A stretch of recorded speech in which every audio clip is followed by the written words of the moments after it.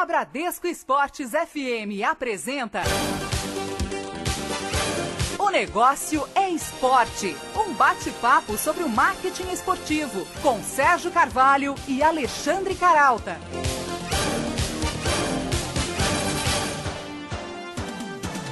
Boa noite para você ligado na Bradesco Esportes FM 91.1. Começamos mais uma edição de O Negócio é Esporte. Comigo aqui na apresentação do programa, o jornalista Alexandre Caralta. Boa noite, Caralta. Boa noite, Sérgio. Boa noite, ouvintes. Olha, no programa de hoje a gente vai rolar a bola para uma jogada polêmica que vem tirando o sono dos gestores esportivos e publicitários. O marketing de emboscada. Você sabe o que é isso, Sérgio? É uma espécie de carona não autorizada, né? Quando uma marca cria um artifício para se aproveitar de uma exposição a qual ela não tem direito. Como fez, por exemplo, uma cervejaria na Copa da África do Sul em 2010. 36 modelos com microvestidos, supostamente torcedoras holandesas, ganharam a arquibancada do Soccer City, onde jogavam Dinamarca e Holanda. E aí ninguém mais prestava, claro, atenção no jogo, né, Sérgio? Elas estampavam a marca Bavária, concorrente de uma das patrocinadoras do Mundial, a Budweiser. Atraíram, claro, uma multidão de lentes via satélite. A FIFA ordenou que as moças fossem retiradas do estádio. Mas àquela altura a emboscada já tinha virado história. A FIFA, aliás, tem apertado o cerco sobre esse tipo de ação ou armação, especialmente as cometidas por grandes empresas. Ela considera uma ameaça crescente aos seus 20 patrocinadores e ao próprio ambiente de negócios do esporte. Só nos 6 primeiros meses desse ano, a FIFA contabilizou cerca de 100 casos do gênero. Como proteger os investidores dessa malandragem, né, que parece cada vez mais comum e mais criativa? Para esclarecer este e outros aspectos referentes ao direito esportivo, a gente conversa em O Negócio Esporte dessa semana com a advogada Andréa Gomes, especializada em direitos de marca. Mas antes, vamos dar um giro pelas novidades do mercado esportivo. Golaços da semana. Os negócios no mundo esportivo. Depois de reunir 14 atletas olímpicos na campanha Furnas Energia que impulsiona o Brasil, a empresa de geração e transmissão de energia confirma patrocínio da RJX Tijuca. Vai investir R$600 mil na equipe de vôlei e terá direito de expor a marca no uniforme e em placas publicitárias no ginásio do Tijuca. O acordo de um ano prevê ainda a utilização dos jogadores em campanhas promocionais. A principal liga de basquete do mundo, a NBA, está em busca de um profissional do marketing para atuar no Rio de Janeiro. O escolhido deve buscar oportunidades de negócios para a empresa no país. A Liga de Basquete Americana também vai abrir vagas em outros países, como China, Turquia, Coreia do Sul e também nos Estados Unidos. A empresa de telecomunicações Ooredoo e o Paris Saint-Germain fecharam uma parceria até 2018. O acordo prevê a instalação de estruturas de apoio para jovens do Oriente Médio, Norte da África e Sudeste Asiático, com um programa composto especialmente de oficinas de futebol. Além da parceria social, a Ooredoo vai estampar sua marca no uniforme do time parisiense e nas camisas de treino, e dará nome ao novo centro de treinamento do PSG. Reconhecido como uma fábrica de jovens talentos, o Santos quer se tornar craque também no campo audiovisual, ainda pouco explorado pelos grandes clubes no país. Com a marca de 93 milhões de visualizações, a Santos TV torna-se a quarta mais vista da categoria no YouTube. Fica atrás somente das TVs do Barcelona, com pouco mais de 180 milhões, do Real Madrid, com 116 milhões, e do Manchester City, com um pouco mais de 95 milhões. O caso sinaliza, na avaliação de especialistas, uma vitória do modelo de conteúdo gratuito próprio e gratuito na web sobre a estratégia de canais oficiais de clubes na TV fechada. E a gente tem o prazer, então, de receber hoje aqui no Negócio Esporte a advogada Andréa de Andrade Gomes, ela que é advogada especializada em propriedade intelectual, sócia do escritório Tosini Freire. Andréa, muito obrigado pela sua presença aqui no Negócio Esporte. Boa noite. Boa noite, Sérgio. Boa noite, Caralta. É um prazer estar aqui hoje com vocês. Andréa, a gente começa esclarecendo o conceito. O que é exatamente marketing de emboscada e por que essa jogada se tornou tão comum no esporte? Bom, vamos lá. O marketing de emboscada, a gente pode definir como aquele marketing que invade o evento ou invade o espaço de um patrocinador oficial daquele evento, na surdina, quer dizer, de uma forma escondida ou quase escondida e sem amparo legal. Isso, traduzindo em outras palavras, quer dizer o quê? Uma empresa que não é patrocinador oficial de um grande evento, normalmente, se aproveita daquele evento, esportivo ou não, para anunciar e fazer o marketing dos seus produtos. Por que isso, agora respondendo a segunda parte da sua pergunta, por que isso se tornou agora uma questão tão falada? Porque nós estamos vivendo, especialmente no Rio de Janeiro, um momento de grandes eventos aqui na cidade. No próprio país, com a Copa do Mundo, e no Rio de Janeiro com diversos eventos, como as Olimpíadas em 2016, como o próprio Rock in Rio nesse ano, enfim. Então o Rio se tornou um polo, né, um local vai ser digamos assim, um anfitrião desses grandes eventos. Então esse assunto passou a ser a pauta da vez. Né? Se tornou um prato cheio para essas caronas não autorizadas, né? Também, exatamente. Agora, André, até que ponto essas caronas aí não autorizadas, né, podem atrapalhar os negócios esportivos? Eu lembro que alguns parceiros comerciais da Copa e da Olimpíada, por exemplo, pagam aí pequenas fortunas pelo direito do uso de imagem também dos espaços oficiais, né? Uhum, exatamente isso, essa é a questão, né? Quando você é o patrocinador oficial, seja lá o patrocinador master ou um patrocinador intermediário, aquele que compra uma cota menor, você está desembolsando um bom dinheiro para estar sozinho, pelo menos dentro do seu segmento de mercado, naquele evento, expondo a sua marca. Você não quer ver outra empresa dividindo com você aquela exposição de produtos ou de serviços, não pagando, não tendo pago por esse benefício. E a entidade que está organizadora, se a gente falar em Copa do Mundo, a gente tem que pensar na FIFA, ela, quando vende essas cotas, ela quer garantir e assegurar a esses patrocinadores que eles tenham esse benefício de forma exclusiva. Caso contrário, ela não consegue vender no preço tão caro que ela vende e ela precisa dessas vendas. Pois é, há pouco tempo, falando em FIFA, né, a FIFA assustada com aproximadamente 100 casos de marketing emboscada contabilizados nos últimos 6 meses, ameaçou jogar mais pesado na justiça para coibir essas ações, sobretudo das grandes marcas, né? A gente caminha para um aumento de disputas, como se diz, no tapetão, ou essa ameaça tende a ficar mais no campo retórico? Não, eu acredito que a FIFA vai, de fato, exercer, assim como já exerceu, o direito de exclusividade sobre todas essas marcas que ela tem registrada e sobre as marcas dos patrocinadores oficiais que podem usar em associação à marca dela. Aparentemente, a gente teve conhecimento de mais de 100 casos e também parece que na Copa das Confederações a FIFA autuou mais até do que na Copa de 2010 na África do Sul. Foram casos menores, que não houve necessidade de ir ao judiciário, mas já notificando e avisando de que, se precisasse, iria usar, de fato, a via judicial para exercer o direito. E aquele que está cometendo, né, o ato ilícito, ao saber, fica ciente de que, se não parar com o ato ilícito, vai sofrer uma sanção imposta pela FIFA e que é prevista na legislação que foi feita para a Copa do Mundo, enfim, outras legislações pertinentes ao assunto.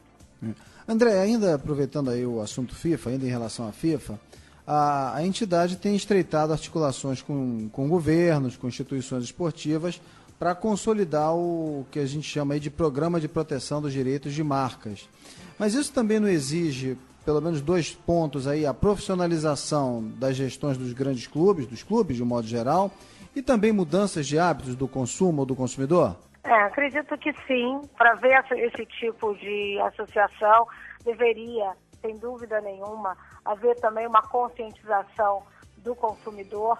e essa conscientização deveria, inclusive, até partir também da própria FIFA, da própria entidade que promove e que quer evitar o marketing de emboscada, através de seminários, enfim, e de divulgação de todos os atos que podem e não podem ser cometidos por terceiros, com as marcas da FIFA. A gente conversa em um Negócio Esporte de hoje com a advogada Andréia de Andrade Gomes, especializada em propriedade intelectual, sócia do escritório Tosini Freire.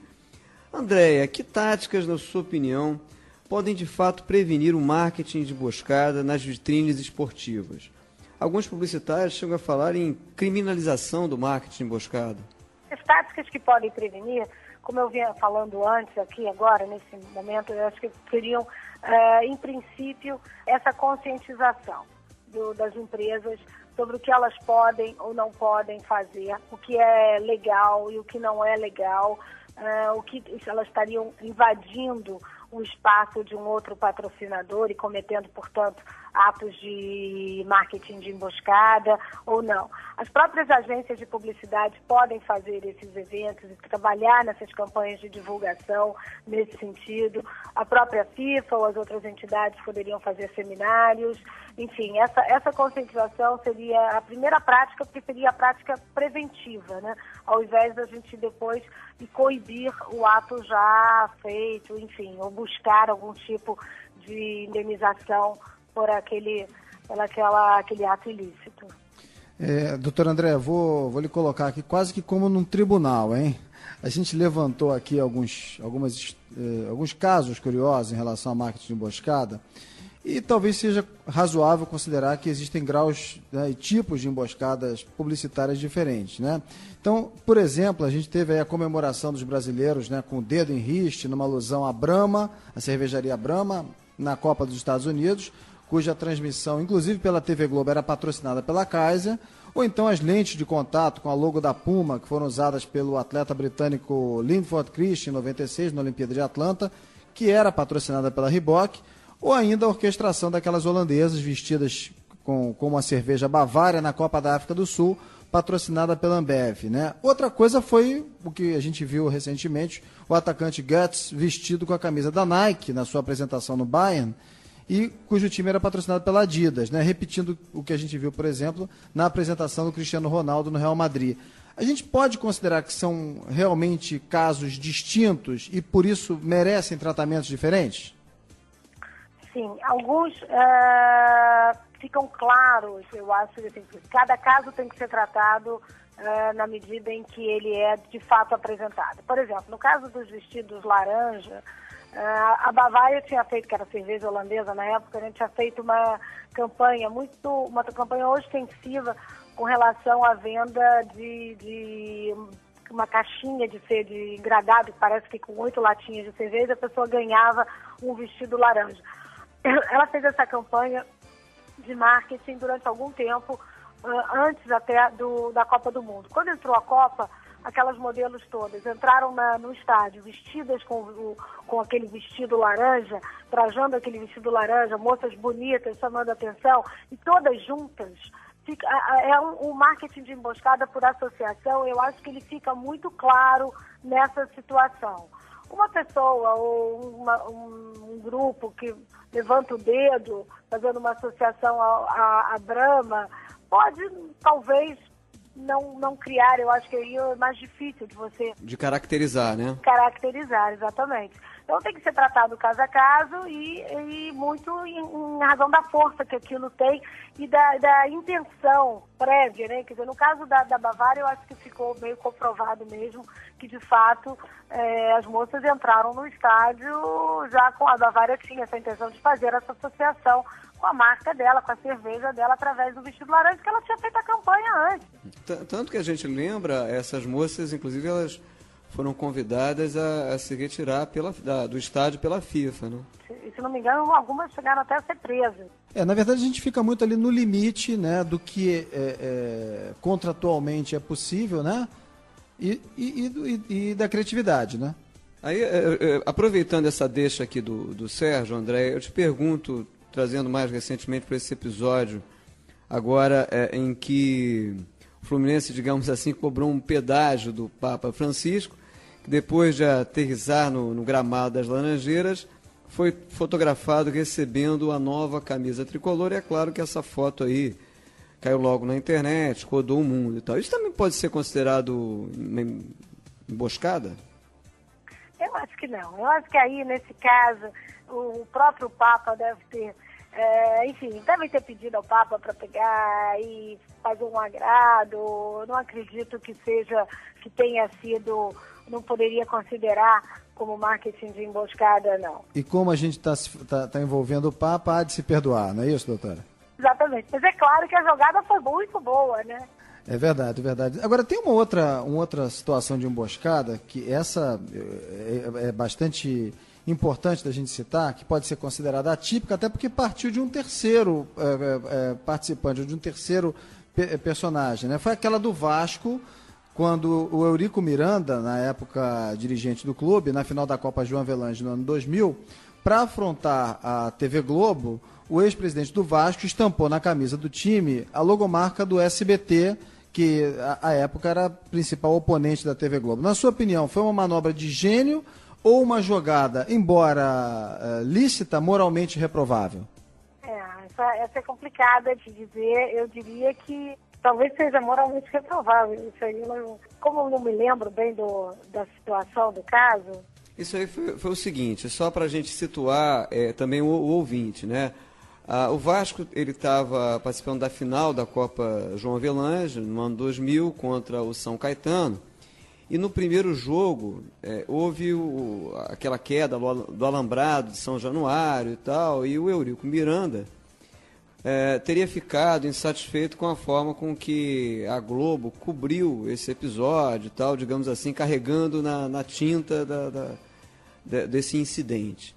E aí, como uma espécie de retaliação, né, ele articulou estampar no jogo seguinte, no Maracanã, na camisa do Vasco, a logomarca, como o Sérgio lembrou, do SBT. E aí, quer dizer, também estava caracterizada, na minha opinião, a emboscada ali, porque ao longo de 2 horas ali da transmissão, quer dizer, era impossível as câmeras não registrarem a logomarca da emissora concorrente. Né? Na verdade, uma boa jogada, e pelo que os detalhes que você acabou de me dar, nada ilegal, uma vez que o SBT era o patrocinador do time, e apenas, talvez, questionável do ponto de vista moral, né, dele entrar ali com a Globo transmitindo. Mas eu não acredito que isso aí... Não vejo uma jogada de marketing, de emboscada. Doutor André, há uma ressalva a se fazer que o SBT não era patrocinador do time do Vasco. Foi naquele jogo. Só naquele jogo. Não sei nem se efetivamente pagou por isso, né? Se pontualmente ele tivesse sido, já seria uma saída aí para a atitude tomada. Se não era um patrocinador, de fato, aí poderia ser caracterizado como marketing de emboscada. O fato é que a cada ano, a gente observa que o uso de espaços, imagens relacionados a grandes competições torna-se mais sofisticado. Vende-se desde a publicidade outrora estática nos estádios até o espacinho no buraco de golfe. Eu te pergunto, a legislação tem acompanhado essa estratificação? A legislação está sempre tentando acompanhar, né? O que a gente costuma dizer é que o direito vem caminhando sempre atrás dos fatos. Então, os fatos vão ocorrendo e a legislação vai tentando se adaptar. A internet é um grande exemplo disso. E todas as legislações que foram passadas e que estão sendo estudadas para passar com relação à privacidade, enfim, não querendo fugir ao assunto, apenas para contextualizar aqui, elas chegam depois para justamente regulamentar a situação de fato que existe. Então, no caso, realmente, dos eventos esportivos, a gente nota essa sofisticação dos eventos, enfim, com relação à publicidade e às campanhas. E acho que a legislação, ela não está ainda, a gente não tem, por exemplo, no Brasil não existe uma legislação específica de marketing de emboscada. Então a gente vai buscar proteção e maneiras de evitar e prevenir o marketing de emboscada em legislações pertinentes, correlatas, como a Lei da Propriedade Industrial, como o próprio Código Civil, como também a Lei Pelé, agora a Lei da Copa, desde 2012, enfim. Então, acho que a legislação ela tenta acompanhar e, quando não é específica, a gente tem que tentar adaptar para as legislações existentes, como é feito no caso das questões com relação à internet, e que a gente não tem uma legislação específica até então, né? Vamos ter brevemente com o Marco Civil da Internet, mas ainda não existe, e a gente aplica as legislações, desde a Constituição do Brasil até as leis específicas do assunto, as leis como o Código Civil, o Código de Defesa do Consumidor e outras.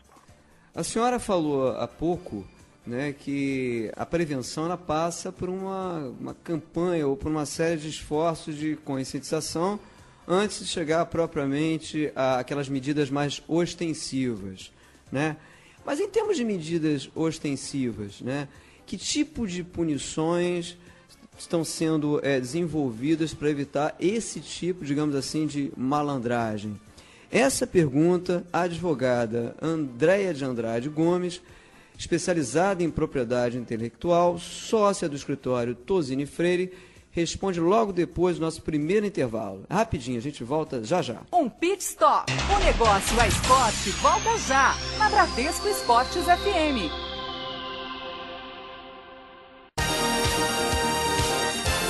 De volta na Bradesco Esportes FM.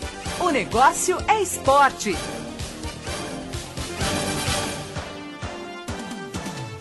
De volta aqui na Bradesco Esportes FM 91.1, e eu lembro que você pode seguir o nosso programa também pelo Facebook, curtindo a nossa fanpage e acessando também a nossa página na internet. O endereço é o www.onegocioesporte.com.br.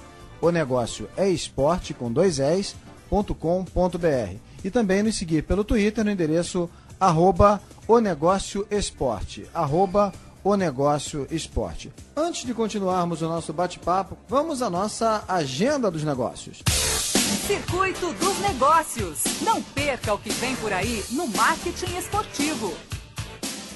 O Rio dá mais uma prova de que arte e esporte formam uma dupla irresistível. Leda Catunda expõe no Museu de Arte Moderna peças inspiradas em símbolos, logotipos e escudos do futebol e do skate, como um jogo de cores de vários times, no qual se destaca o vinho do tricolor carioca ou um visual santista com Pelé e Neymar juntos. Depois de reunir 122 mil visitantes em Curitiba, a exposição Pinturas Recentes fica no MAM até o dia 6 de outubro. Falando ainda da dupla Esporte Cultura, a Coca-Cola patrocina a exposição interativa Jogos Olímpicos, Esporte, Cultura e Arte, no Museu Histórico Nacional, no centro do Rio. A mostra reúne cerca de 300 itens que contam a trajetória dos Jogos Olímpicos da era moderna. Traz também curiosidades do arquivo da patrocinadora. A exposição, que reuniu 25 mil visitantes em São Paulo, fica no Rio até o dia 1º de dezembro e parte seguida para Brasília. Não será por falta de teoria que os estádios novos ou antigos vão perder o bonde da administração profissional.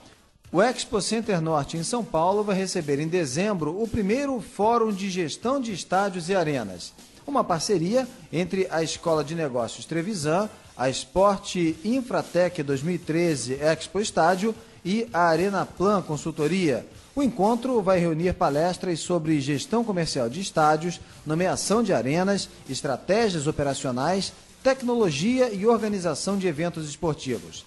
O fórum conta também com o apoio da Universidade do Futebol, SBGME, Abra Esporte, Abriesp e da Pluri Consultoria. Ainda sobre o oxigenado mercado de qualificação em gerência e marketing esportivo, o consultor de clubes e patrocinadores na área Amir Somodi vai mostrar em setembro na capital paulista que as estratégias de ativação de marca vão muito além da exposição em espaços publicitários. A palestra faz parte da segunda edição do curso sobre comunicação e esporte, organizado pela Perestroika em parceria com Fábio Cadel. As aulas, que começam hoje, se estendem até novembro. Reforçam a iniciativa nomes como o escritor Chico Sá, colunista da Folha de São Paulo, e o também colunista e blogueiro Benjamin Beck, do Diário Lance. Você encontra mais detalhes sobre este e outros cursos em nossa página na internet www.onegocioesporte.com.br. André, antes do intervalo, a gente falava aqui sobre o desenvolvimento de medidas legais que possam coibir o crescimento observado do marketing de emboscada e outros tipos de apropriações, digamos assim, ilícitas, né? Te pergunto, como é que a gente caminha, em que ponto a gente está, no mundo e no Brasil? Nesse caso específico, a gente está numa situação em que, de fato, há uma busca por parte da FIFA de tentar identificar esses casos de marketing de emboscada e cada vez coibir mais, seja aqui no Brasil ou seja fora do Brasil. Acredito que as ações os olhos estejam muito voltados para o Brasil nessa época específica, considerando o evento da Copa do Mundo no ano que vem, principalmente. E a gente comentava, Sérgio, não sei, e Carol, vocês lembram, a gente falava também das sanções, que medidas poderiam ser tomadas para coibir isso, quer dizer, até as sanções civis e penais previstas na legislação.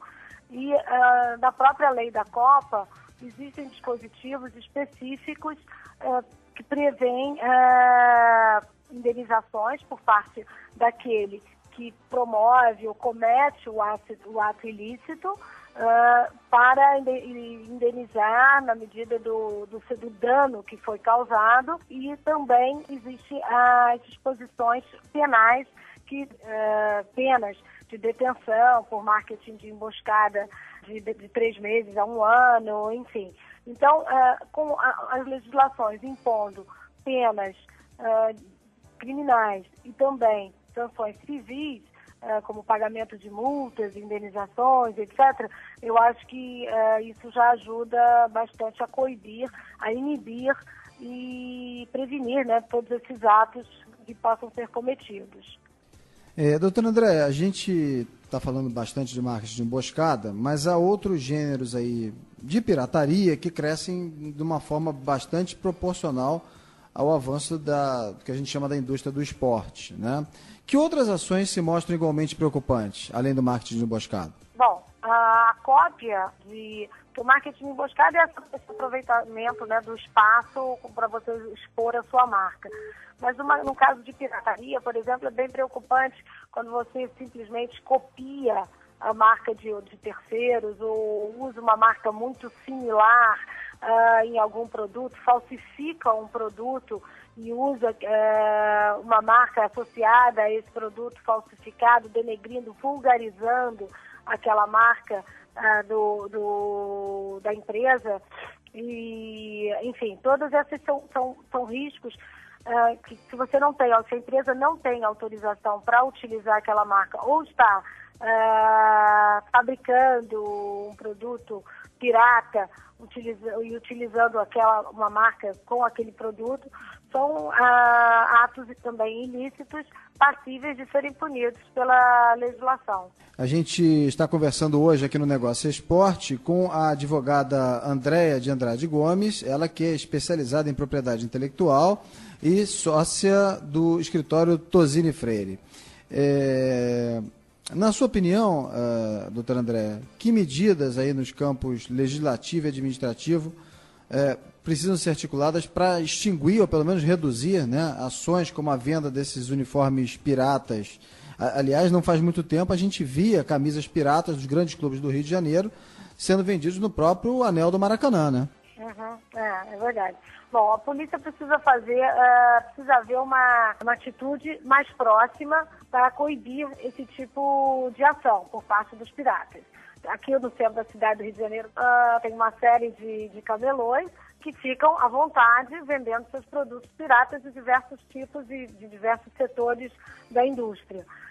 Então, esse tipo de atitude precisa ser coibido de forma mais próxima pela Secretaria, enfim. E até mesmo tem que haver um controle aduaneiro nas fronteiras para que não entre esse produto falsificado, produzido lá fora, enfim.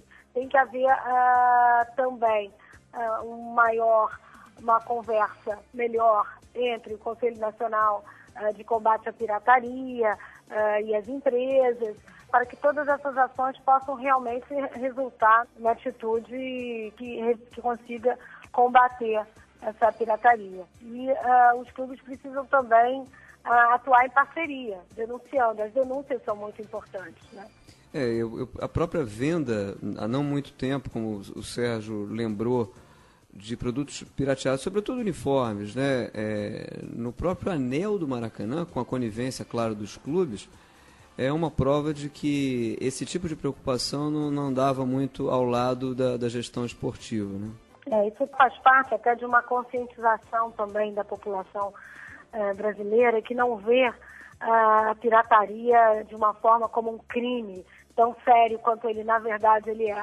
O quanto ele envolve a cadeia, né, da pirataria, do crime da pirataria que vem lá atrás. Eu acho que a população, quando ela compra um CD falsificado, um filme falsificado, ou talvez a camisa falsificada, ela não acha que ela está cometendo um crime, ela acha apenas que eu estou pagando menos porque eu não tenho dinheiro para pagar tão caro com a carga tributária que incide no produto. Então, ok, eu estou comprando aqui o meu filme, ou o meu CD, ou a minha camisa do meu time, e não estou fazendo um crime tão grave. É uma questão de conscientização também. Então, caberia também às mídias, campanhas publicitárias, enfim, as agências de publicidade, a conscientizarem a população a respeito da gravidade desse crime. É claro que essa não é uma questão puramente econômica, é social e também não se restringe ao esporte, tampouco ao futebol. Mas a gente sabe que os clubes perdem muito dinheiro, né, com a pirataria, né?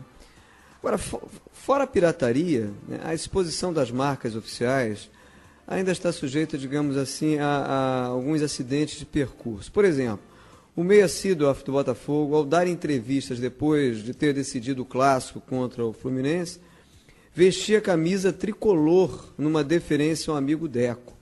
A patrocinadora do Alvinegro, claro, ficou passada, mas a diretoria do Botafogo pôs panos quentes, né? Para a senhora, essa decisão foi acertada ou o Seedorf pisou feio na bola? Essa é uma situação também delicada, em que ele tentou agradar, provavelmente, mas acho que ele deu uma fora, digamos assim, é um chute fora, porque se há um patrocinador oficial, ele deveria estar usando a camisa do time dele, né, e não do outro time ao dar entrevista. É delicada essa situação. Doutora Andréia, ainda se observa aqui no Brasil uma exploração de marcas do esporte em especial, aqui falando, né? Mas de um modo geral, aquém do que se observa no mercado internacional, no mercado esportivo internacional. O que precisa se fazer para diminuir essa distância? Bom, talvez a divulgação também de campanhas mais firmes de marcas. Bom, claro que tem a questão econômica também envolvida, eu acho que é um ponto. Outro ponto seria a parte da legalização, de todos os licenciamentos relacionados a essas marcas. A questão da pirataria pode também influenciar isso de uma forma negativa, e campanhas publicitárias positivas sobre a divulgação de marcas, exploração dessas marcas, enfim, pode ser também um caminho. Mas do ponto de vista legal, do ponto de vista da legislação, do arcabouço legislativo, a gente já está com ferramentas suficientes para evitar pelo menos o avanço de algumas caronas, da pirataria, desses atos ilícitos que reduzem, né, o avanço da exploração das marcas. Do ponto de vista legal, a gente já está bem sustentado? A gente tem aí, como eu te falei, a gente tem um Código da Propriedade Industrial, que é a Lei da Propriedade Industrial, que é de 96 e que tem dispositivos bastante restritos com relação ao uso indevido de marcas de terceiros, com sanções, com um capítulo específico sobre as sanções que cabem no caso desse uso indevido. Existe a questão toda do licenciamento também autorizado, que é fundamental. Eu acredito que a nossa legislação ela tenha já já tem um mecanismo, já tem previsões para coibir esse uso. É claro que é muito discutido que as sanções penais são pequenas ainda, são sanções que poderiam ser aumentadas, as penas, por exemplo, poderiam ser aumentadas no caso da pirataria. Mas eu volto a insistir que é uma questão também de conscientização da população, que passa pela educação. Começa lá embaixo, na educação, na base mesmo do povo, ao educar sobre essa questão da pirataria.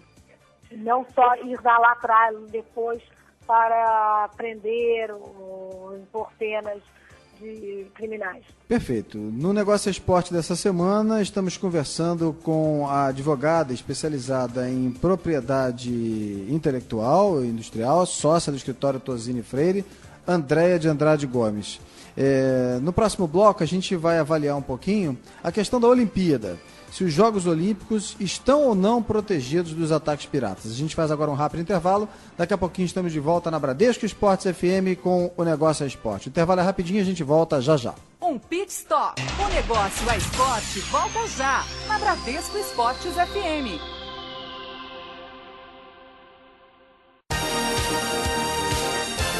De volta na Bradesco Esportes FM. O Negócio é Esporte. De volta aqui na Bradesco Esportes FM com o Negócio é Esporte, e eu convido você a curtir a nossa fanpage no Facebook e também nos seguir pelo Twitter, no nosso endereço @onegócioesporte, @onegócioesporte. Se você quiser ouvir essa entrevista novamente e também as entrevistas anteriores, ou então até mesmo sugerir uma entrevista ou um assunto para a gente discutir aqui no programa, é só acessar o nosso site. O endereço é www.onegócioesporte.com.br, www.onegócioesporte.com.br. A nossa convidada no programa desta semana é a advogada especializada em propriedade intelectual, sócia do escritório Tozini Freire, Andréia de Andrade Gomes. Andréia, falando agora um pouquinho de Olimpíada, como a gente anunciou, segundo o Comitê Olímpico Brasileiro, 14 leis protegem as propriedades olímpicas e paraolímpicas. Você considera suficiente ou a guerra contra emboscadas e a pirataria tende a ser mais dura na Olimpíada do que na Copa do Mundo? Não, eu acho que eles vão ter, de fato, novamente que enfrentar outros atos de marketing de emboscada, porém a legislação existente está aí já bastante forte para proteger isso. Existe a lei do ato olímpico, que prevê, inclusive, tem uma zona chamada de, acho que é zona limpa, que proíbe o uso de marcas, de expressões associadas às Olimpíadas, como Rio 2016, 2016. E dentro dessa zona, que eles chamam de zona limpa, ela traz uma disposição expressa sobre uma zona de proteção de alguns quilômetros, que na verdade tinham ficado de ser definidos pela cidade sede, né, no caso Rio de Janeiro, através de uma resolução que poderia ser, acho que até de 5 quilômetros em torno do local da competição, em que nenhum comerciante poderia divulgar o seu produto associado a uma marca da competição por estarem cometendo, conforme a disposição da lei, um ato de marketing de emboscada. Então, eu acredito, voltando aí, respondendo basicamente a pergunta, acho que as 14 leis, inclusive com a lei específica do ato olímpico, a gente tem medidas suficientemente fortes para prevenir e coibir essas atitudes. Eu te pergunto, que tipo de propriedade, então, costuma ser mais atacada, a sofrer mais esse assédio da emboscada ou dos piratas? São os símbolos, por exemplo? Os símbolos, no caso dos piratas, sim, os símbolos. No caso dos piratas, eu diria que são os símbolos porque eles falsificam, fazem símbolos parecidos ou iguais, tentam associar o seu produto, vender o seu produto sob aquele símbolo, sob aquela marca, e com isso ganhar, oferir lucros. Falando em direito de transmissão, quais são as principais ameaças, na sua opinião? As principais ameaças são justamente a infração ao direito daquele que tem a autorização para a transmissão legal, né? No caso, o que a lei diz, inclusive, é que tem a empresa que é autorizada a fazer a transmissão e além de 3 minutos que podem ser feitos por qualquer outra empresa que não seja autorizada, ela já estaria cometendo um ato de infração do direito de transmissão do patrocinador oficial. Agora, André, hoje com a questão da internet, por exemplo, ficou bem mais difícil controlar esse tipo de propriedade, né, ou de direito, que é a transmissão de eventos esportivos, não? Sim, com certeza. Com a internet, todo tipo de informação é rapidamente disseminada. Então, obviamente, esse risco aumentou e fica mais difícil de se proteger. A gente espera ter em breve já a aprovação do Marco Civil da Internet e de outras leis relacionadas para que se possa cada vez mais, não digo regular de forma definitiva a internet, mas a gente ter uma proteção com relação aos direitos autorais, enfim, e outros direitos que são passíveis de serem regulados e que não deveriam ser explorados de forma indevida. Quando a gente fala de internet, a gente está falando de um campo aí praticamente sem controle, né? E ainda temos hoje a questão das mídias sociais.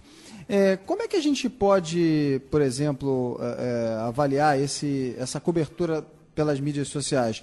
Quando, por exemplo, até mesmo o torcedor ou o consumidor se apropria até da marca para difundir, por um lado positivo, mas a gente viu até recentemente aí nos eventos, nas manifestações populares, se apropriando de marcas como da FIFA ou eventualmente marcas olímpicas negativamente.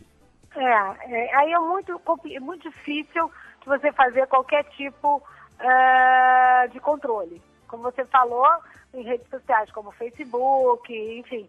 Você pode eventualmente, se você tiver conhecimento do infrator, de quem cometeu aquele tipo de ato, você pode até notificar, e se tem um provedor de internet que pode também ser notificado, isso poderia ser tomado uma atitude nesse sentido, de fazer uma notificação para retirada daquele comentário se ele tem um caráter de ofensa, por exemplo? Exatamente. Na realidade, a gente está aqui, a gente caiu num ponto que é o Marco Civil, né, da internet, que é uma regulação que está aí sendo alinhavada e é fundamental para o desenvolvimento de uma série digamos assim, de negócios, né, de ações de negócio, entre outros aspectos, né?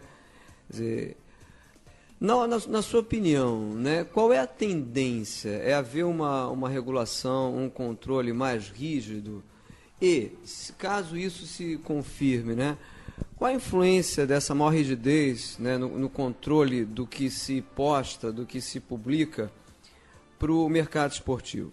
Primeiro, o Marco Civil da Internet, eu acho que vai ser, caso seja rapidamente aprovado, que eu espero que sim, uma vez que já foi aberto para discussão pública, já foi colocado em audiência pública, enfim. Ele é um grande passo na regulação mesmo da internet no Brasil.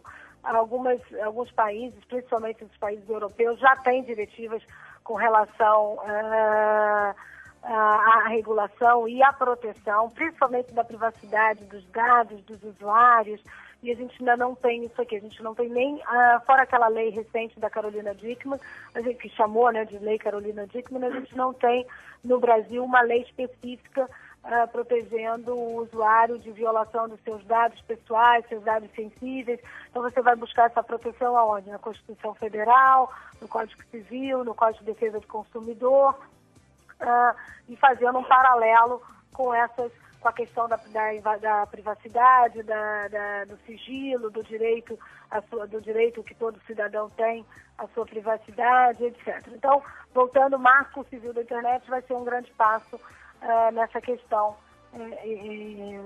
da regulação da internet. Eu espero que assim, a internet ela não deve ser regulada como um todo, de forma que ela perca a característica essencial dela, que é a livre expressão, mas com uma certa, dos usuários, mas com um certo cuidado, porque também não pode ser terra de ninguém, onde qualquer um posta o que quer e invade o computador do outro, tira ali um filme particular, uma foto particular, coloca na internet ou coloca no seu Facebook, tagueia 1000 amigos e todo mundo fica vendo uma questão muito pessoal de alguém. Então eu acho assim, aí é um crime, isso aí é um crime que deve ser punido. precisa ser punido.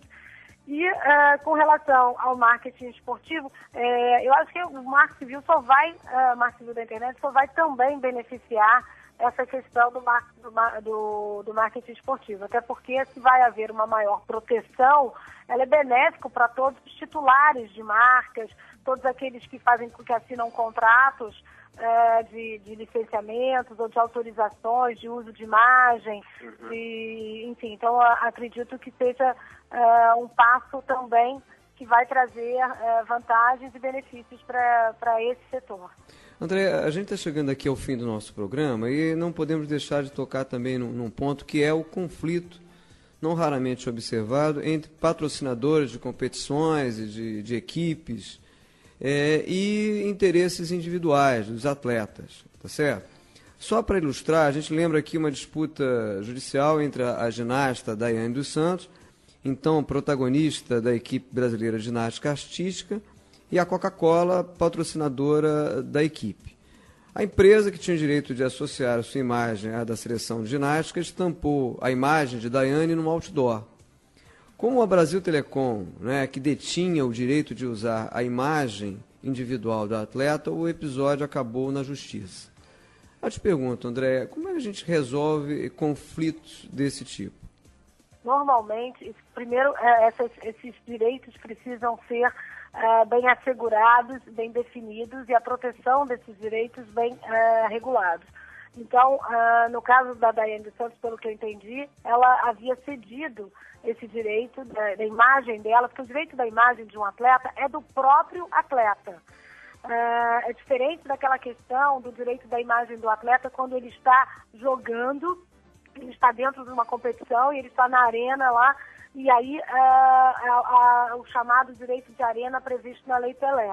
Aquele direito de arena, ele é do time de futebol, que acaba dando um percentual para o atleta no final. Mas o direito de imagem do atleta individualmente é dele, dado pelo Código Civil, inclusive essa proteção, e o atleta pode ceder. E o que normalmente é o que os atletas fazem, eles cedem o direito de imagem deles. Então, eu diria que nesse caso da Daiane dos Santos, como ela havia cedido esse direito de imagem para a Brasil Telecom, era natural que individualmente, uma vez que ela não estava em nenhuma concurso, em nenhum evento, ela, para ser colocada no outdoor, ela não poderia ter sido colocada com a imagem fazendo uma associação ao logo, à logomarca de outra empresa. Muito bem, nós estamos conversando esta semana aqui no Negócio Esporte com a advogada especializada em propriedade intelectual e sócia do escritório Tosini Freire, Andréia de Andrade Gomes. E agora está chegando na hora do nosso apito final. No apito final, com Andréia de Andrade Gomes, a gente começa, Andréia, perguntando a você sobre uma jogada de mestre. Jogada de mestre, vamos citar o paratleta brasileiro Alain Fonteles, que ganhou medalha de ouro nos 200 metros do Mundial Paralímpico de Atletismo na França. André, uma bola fora. Bom, bola fora, para mim, são casos de doping. Então, a gente pode citar o Lance Armstrong, o ciclista. Que, inclusive, até iludiu praticamente aí, toda a opinião pública, né? A mídia esportiva com uma situação completamente contraditória, né? Uma desilusão total, né, para os seus fãs. André, uma zebra. Uma zebra recente, tenista francesa Marion Bartoli, que venceu em Wimbledon. Ninguém esperava por isso. Muito bem, para a gente fechar, André, uma aposta. O Clube de Futebol da Inglaterra, Manchester City, que lançou 10 versões diferentes no site oficial dele, japonês, inglês, inglês já tinha, claro, português, japonês, chinês, coreano, tentando obter mais fãs, simpatizantes em diversas partes do mundo. E ao mesmo tempo já tentando demarcar aí a sua presença, sua participação num cenário globalizado, né? Certamente. Muito bem, quero muito aqui aproveitar e agradecer a participação esta semana aqui no Negócio Esporte da advogada especializada em propriedade intelectual, sócia do escritório Tosini Freire, Andréa de Andrade Gomes, que conversou com a gente um pouquinho aqui sobre essa questão do direito no esporte. Andréa, muito obrigado pela sua presença essa semana aqui no Negócio é Esporte. Muito obrigado, uma boa noite. Muito obrigada, Sérgio. Muito obrigada, Caralto. O prazer foi todo meu em participar. Boa noite, Andréa. Obrigado. Boa noite. Bem, e agora está chegando aquele momento esperado, o momento de relembrar uma propaganda do passado. Caixinha de surpresas. Toda semana, um destaque da história do mercado esportivo. Bem, como o programa de hoje falou de emboscada publicitária, das táticas para pegar carona na exposição de outras marcas, a gente selecionou aqui um comercial que foi, de certa forma, uma emboscada em alguns símbolos da seleção brasileira.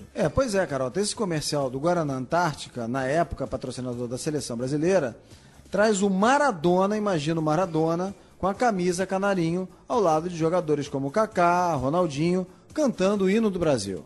Mas não passava de um sonho, ou na visão do argentino, um pesadelo. Ouça aí.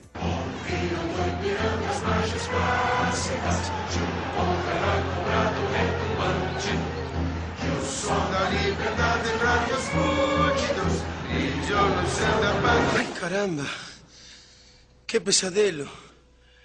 Creo que estou bebendo mucho Guaraná Antártica. Os maiores craques do mundo um dia já sonharam em jogar na nossa seleção. Guaraná Antártica e Seleção Brasileira. Ninguém faz igual. Esse comercial, que fez parte da campanha do Guaraná para a Copa da Alemanha em 2006, não agradou muito os hermanos. Eles não engoliram nem de brincadeira o maior ídolo do futebol com a camisa do Brasil. Com essa participação especialíssima do Maradona, que aliás você pode assistir, né, acessando o nosso site, www.onegocioesporte.com.br, a gente vai chegando ao final do nosso programa. E como as bolas divididas andaram soltas, né, na edição dessa semana, a gente fecha o Negócio é Esporte também no ritmo da polêmica, não é isso, Caralta? É isso aí, a gente fecha hoje o programa com Fio Maravilha, de Jorge Benjor, que se tornou um dos hinos informais da torcida do Flamengo.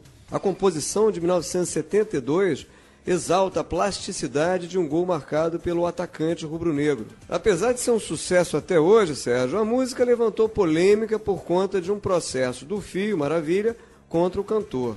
A ponto até do Jorge Ben, né, ainda não era Jorge Benjor, né, excluir a canção dos seus shows por um determinado tempo e até substituir a palavra fio por filho. O caso só foi efetivamente resolvido em 2007, quando o ex-atacante pediu que Benjor voltasse a cantar a música que embalou muitos gols rubro-negros. Então a gente ouve agora Fio Maravilha com o Jorge Benjor. Uma boa noite para você e até a próxima semana. Boa noite, boa semana a todos.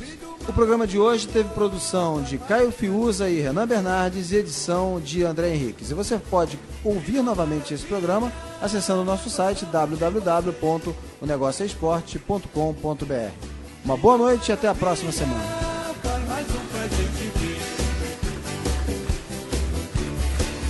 Novamente ele chegou com inspiração, com muito amor, com emoção, com explosão, gol, sacudindo a torcida aos 33 minutos.